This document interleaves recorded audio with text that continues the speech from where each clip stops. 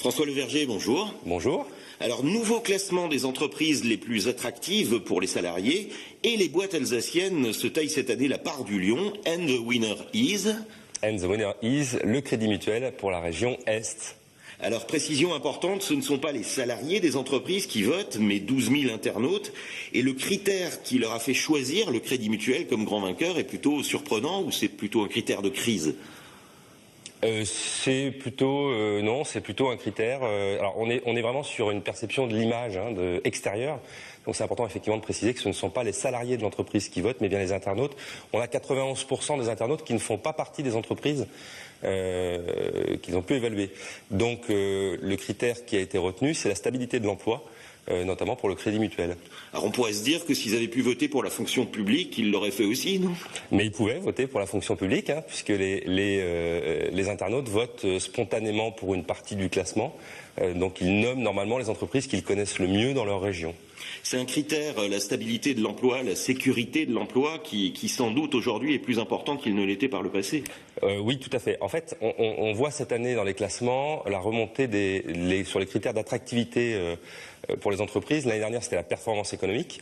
Et cette année, pour la première année, sur les 3 dernières années, le premier critère, c'est les critères ressources humaines. Donc, la stabilité de l'emploi, les salaires, les avantages sociaux. On a vraiment les internautes qui se recentrent sur eux-mêmes et qui ne misent plus tout sur la performance économique d'une entreprise, quelle qu'elle soit, qui est certainement perçue comme moins durable et moins stable actuellement. Je le disais, les entreprises alsaciennes cartonnent cette année puisque Aguerre décroche la seconde place, Utivolf gagne chez les PME et c'est Veleda qui est le coup de cœur des internautes.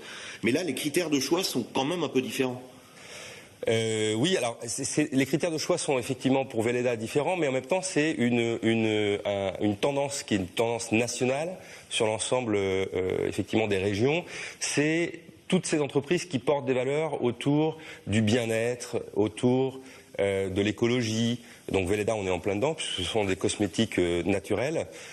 Toutes ces entreprises ont été plébiscitées. Là encore, c'est comme si les internautes se recentraient sur des valeurs qui étaient un peu plus immuables, intemporelles et surtout beaucoup plus long terme que des critères purement économiques. Alors l'attractivité d'une entreprise, c'est important pourquoi ? Pour attirer les meilleurs ou les payer moins cher parce que c'est prestigieux de travailler là plutôt qu'ailleurs ? Non, alors c'est pas pour les payer moins cher, puisque ça a souvent aucun rapport. D'ailleurs, dans les critères qui sont plébiscités, souvent on a les politiques de rémunération, les avantages sociaux. Donc ça a vraiment beaucoup d'importance, puisque quand plusieurs entreprises sont en concurrence pour recruter, qu'il s'agit d'une PME face à un grand groupe ou des PME entre elles, c'est vraiment l'image qu'elles vont véhiculer sur le monde extérieur, donc ce qu'on appelle l'image employeur, qui va leur permettre d'attirer plus ou moins des talents et des candidats dans leur entreprise. François Leverger, merci. Merci.